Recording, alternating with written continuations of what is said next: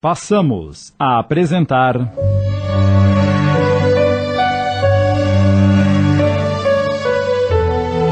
O Jardim dos Girassóis, obra de Lígia Barbieri Amaral, adaptação de Sidney Carbone.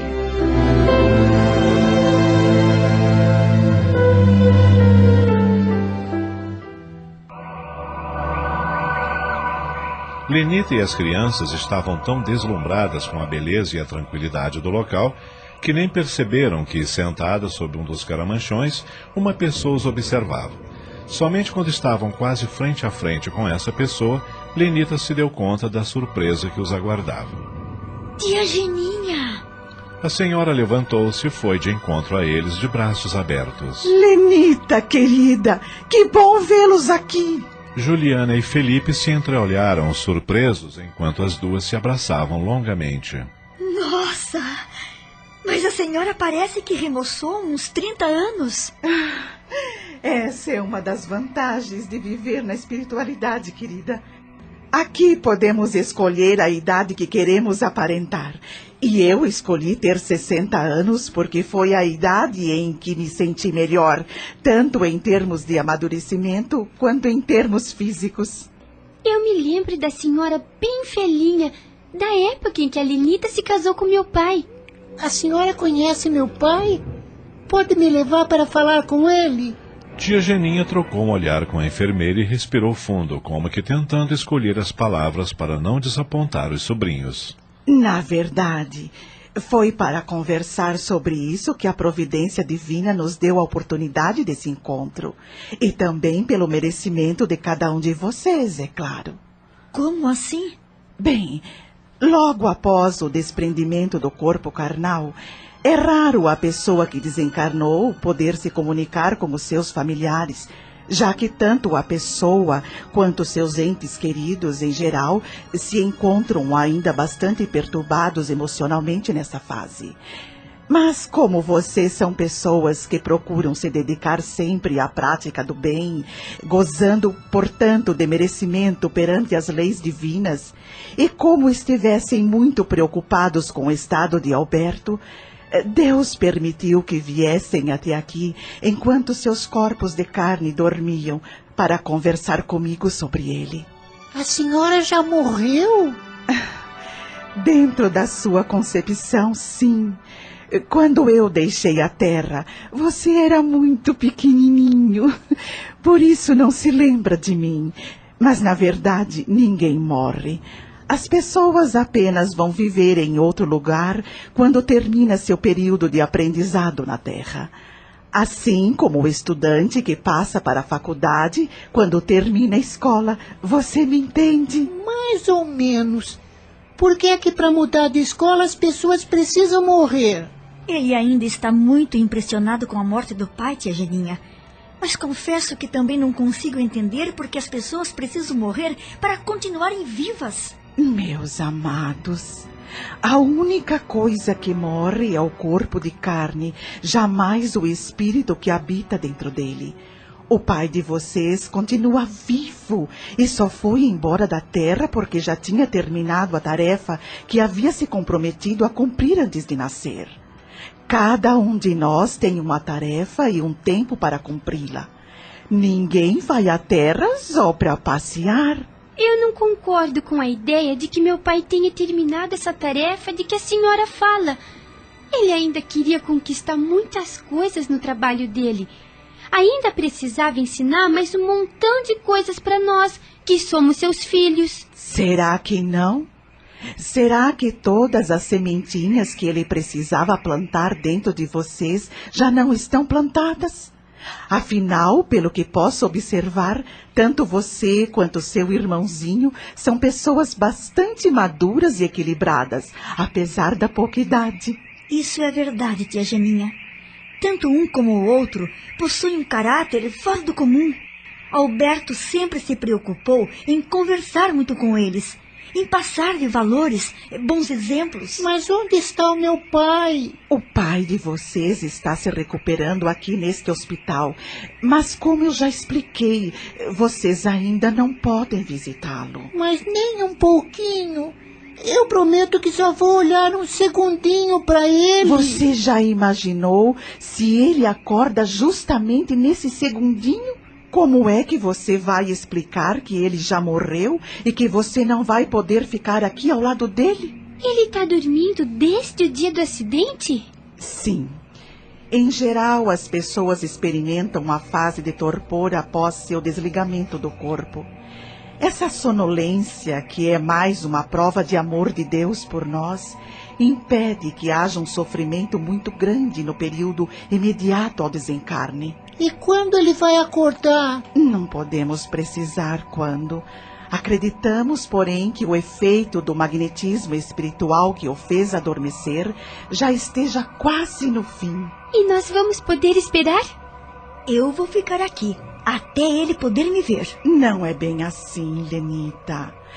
Dentro de poucos minutos, infelizmente, vocês terão de voltar aos seus corpos. O importante é que, graças à bondade de Deus, vocês tiveram o seu pedido atendido. O que queriam não era saber como ele estava? E quem vai falar para ele que ele já morreu? Não se inquiete com isso, meu amor. No tempo certo, ele vai descobrir. Coitadinho do meu pai. A gente não pode fazer nada para ajudá-lo? Podem e devem. A primeira coisa é não ficar chorando o tempo todo. Sempre que sentir saudades dele, o ideal é canalizar essa saudade numa prece sincera, desejando do fundo dos seus corações que ele esteja bem, que também esteja encontrando forças para vencer os momentos difíceis. Ontem mesmo, um amigo de vocês enviou para o Alberto um bonito vaso de flores amarelas com uma forte mensagem de encorajamento. Vaso de flores amarelas? Mas como é que... Sim, aconteceu exatamente como vocês deduziram. Trata-se do mesmo vaso que vocês receberam em sua casa. Como, porém, João Vitor o escolheu pensando no amigo, desejando que Alberto também pudesse recebê-lo, os bons espíritos que o acompanhavam naquele momento plasmaram uma cópia e a trouxeram para alegrar o quarto de seu pai. E o que é plasmar? Plasmar é modelar com fluidos espirituais aquilo que está no pensamento de uma pessoa, criar uma forma a partir de um pensamento. Na espiritualidade, podemos fazer cópias de todos os objetos humanos desta maneira. Que interessante! Nós vamos lembrar de tudo isso quando acordarmos?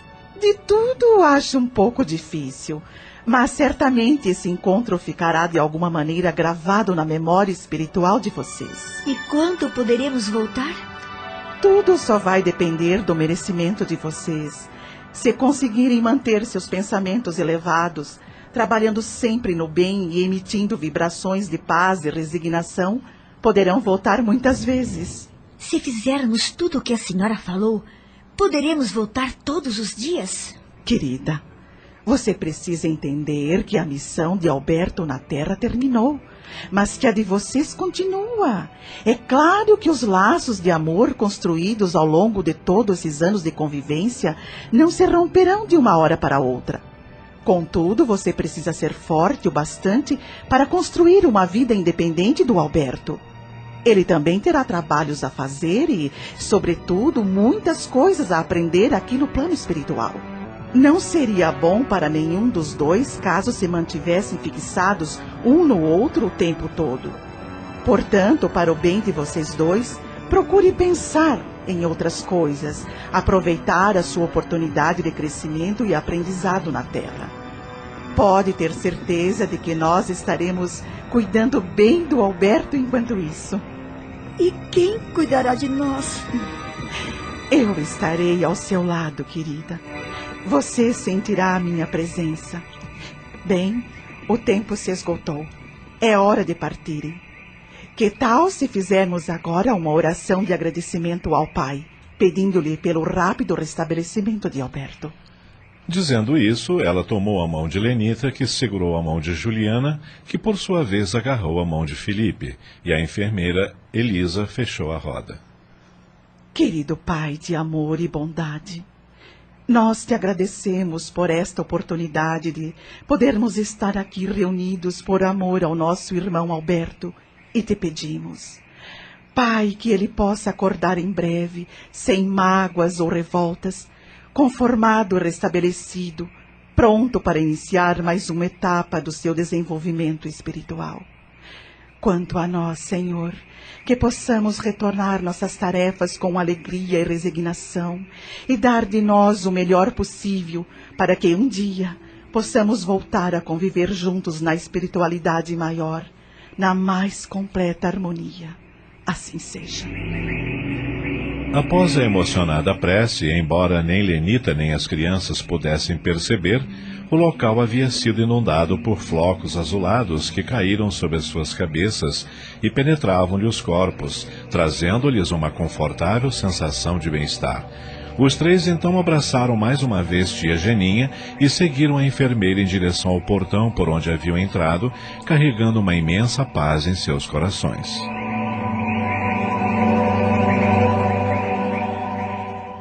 Estamos apresentando O Jardim dos Girassóis. Voltamos a apresentar O Jardim dos Girassóis, uma adaptação de Sidney Carbone.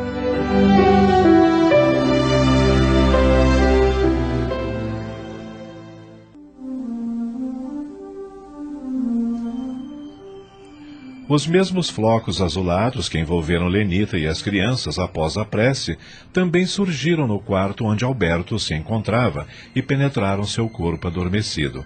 Poucos minutos depois, ele começou a despertar. Sentia a cabeça pesada, o corpo dolorido e muita sede. Abriu os olhos e buscou com o olhar uma garrafa d'água. Só então percebeu que aquele não era o seu quarto e que estava deitado numa cama de solteiro. Onde estou? Como cheguei até aqui? Lembrou-se então da entrevista com o presidente da empresa em que trabalhava e tentou levantar-se, mas... Não consigo. Sinto-me fraco. Será que estou no hospital? Puxou pela memória, mas tudo que conseguia visualizar eram cenas esparsas, sem muita ligação entre si. Lembrou-se da dor que sentira no metrô, do relógio marcando 8:45, da esposa. E Lenita? Por que não está aqui comigo? Percebeu então o vaso de flores amarelas a seu lado. Quem as terá trazido? E que fraqueza é esta que impede de levantar-me? Preciso ligar urgentemente para o escritório. Já ia tentar levantar-se novamente quando a porta se abriu e entrou a enfermeira, carregando uma bandeja sobre a qual havia uma jarra com um líquido vermelho em seu interior e um copo. Bom dia, Alberto. Como se sente? Quem é você? Que lugar é este? Ai! Sinto uma dor aqui no peito. Preciso de um gole d'água. Elisa despejou um pouco do líquido vermelho no copo e estendeu a ele. Tome, beba isto. Vai lhe fazer bem. Mas isto não é água. Eu preciso falar com o médico.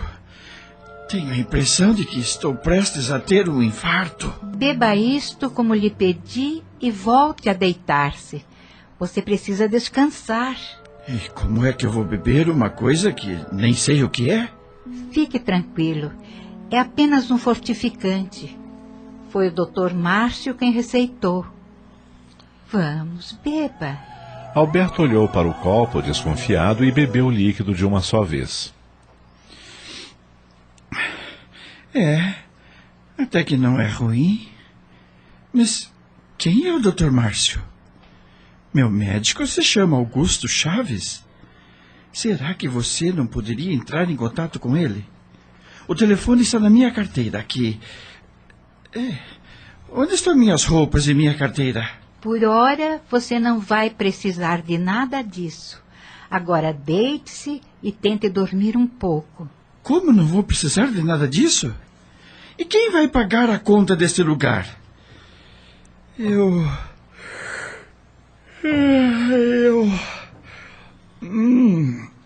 Está me dando um sono, uma moleza. Acho que vocês puseram sonífero nesse... Não se preocupe com dinheiro. Aqui você não terá que pagar nada. Agora procure descansar. Você precisa se refazer. Tenho certeza de que quando acordar, estará se sentindo bem melhor. Dominado pelo sono e pela fraqueza, Alberto se viu obrigado a obedecer à enfermeira. Aos poucos sentia todo o seu corpo amolecer como se estivesse dopado. Antes de fechar os olhos, porém, ainda conseguiu fazer um pedido à enfermeira. Aqui não tem um telefone. Minha mulher se chama Lenita e precisa saber que eu estou aqui. O número do telefone... Ele adormeceu antes de terminar a frase. Elisa o cobriu com cuidado, recolheu o copo e saiu do quarto.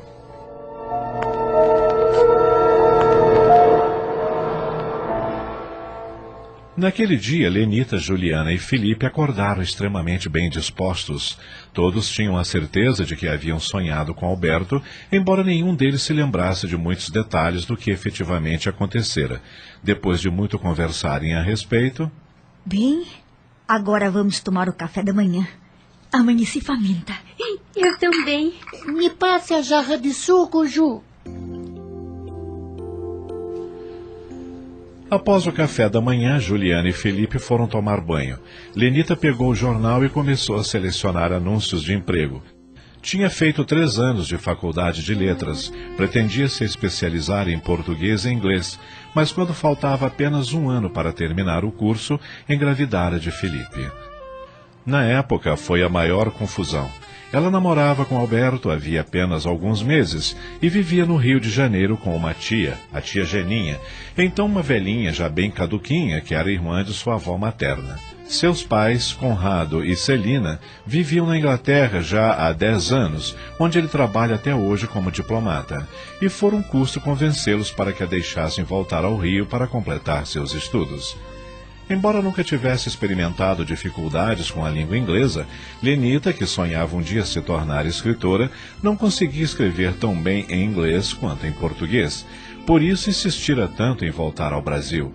Acreditava que no curso escolhido poderia aperfeiçoar simultaneamente seu inglês e seu português, e argumentava com o pai que não fazia sentido permanecer na Inglaterra para aprender a escrever melhor em seu próprio idioma. Como o pai não admitisse, em hipótese alguma, que ela morasse sozinha numa cidade como o Rio de Janeiro e não lhes restasse nenhum outro parente vivo no local escolhido, a única solução foi apelar para a velha e boa tia Geninha, que a acolheu prontamente com todo o carinho.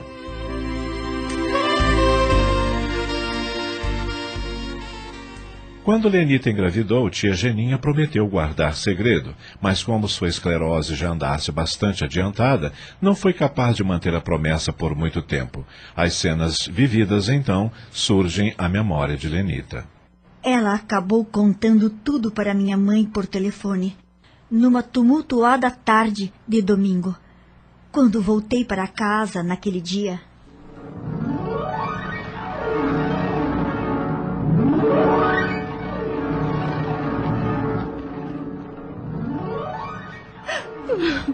Tia, o tempo está mudando. Acho que vamos ter chuva até o final da... A senhora está chorando, tia. O que aconteceu? Ah, Lenita, querida, acho que aprontei uma confusão dos diabos. Tomara que Deus me castigue e me leve deste mundo. Do que a senhora está falando? Não estou entendendo. Sua mãe ligou da Inglaterra. Conversamos um pouco e de repente eu... A senhora... O quê? Eu contei a ela que você está esperando um filho. O quê? Eu esqueci que não podia contar. Eu não acredito. Por que é que em vez de esquecer que não podia contar, a senhora não esqueceu o que não podia contar? Desculpe, Lenita, desculpe. Que irresponsabilidade, tia. A esta altura, mamãe já contou tudo ao papai. Tenho certeza que amanhã mesmo eles estarão no Brasil e vão trucidar o Alberto. Acabamos de apresentar